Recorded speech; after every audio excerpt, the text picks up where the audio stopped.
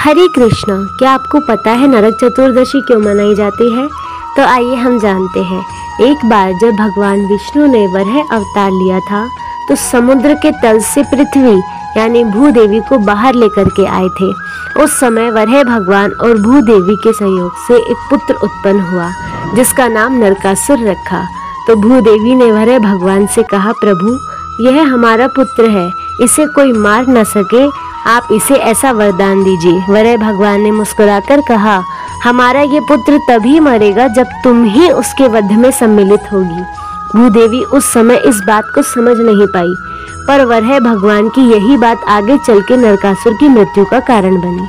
ब्रह्मा जी ने नरकासुर को प्रज्ञा ज्योतिषपुर यानी आज का असम और गुवाहाटी क्षेत्र का राजा बना दिया।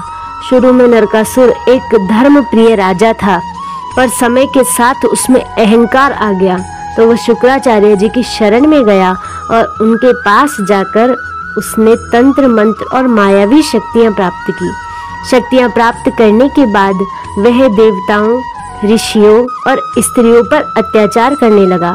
उसने स्वर्ग पर भी आक्रमण किया, इंद्रदेव के साथ युद्ध करके उनको हराया और देवी अदिति के स्वर्ण कुंडल छीन लिए। उसने 16,000 राजकुमारियों का अपहरण किया और उन्हें अपने महल में कैद कर लिया। उससे परेशान होकर देवता, महर्षि और भूदेवी सब श्री कृष्ण के पास पहुँचे और उन्होंने कहा, प्रभु आपका ही पुत्र अधर्म के मार्ग पर चल पड़ा है, आप हमारी रक्षा कीजिए।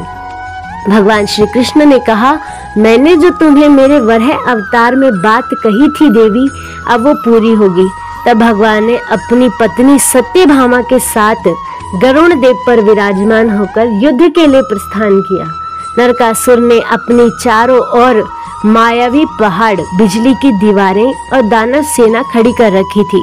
भगवान श्री कृष्ण ने सुदर्शन चक्र और सारंग धनुष से असुरों का नाश किया, लेकिन जब श्री कृष्ण ने नरकासुर पर वार किया तो वो वार वापस पलट गया।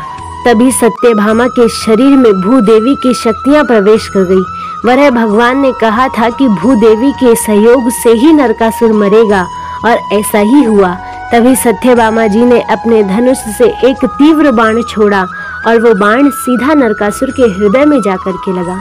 नरकासुर जमीन पर गिर पड़ा और कहा, प्रभु मुझे क्षमा करें, मैं आपका ही अंश हूँ, मुझ में अहंकार की भावना उत्पन्न हो गई थी। श्री कृष्ण ने मुस्कुराकर कहा, पुत्र तुम्हारे इसी प्रायश्चित के कारण तुम्हारे सारे पापों का अंत हो गया है, अब तुम मेरे वैकुंठ को जाओ।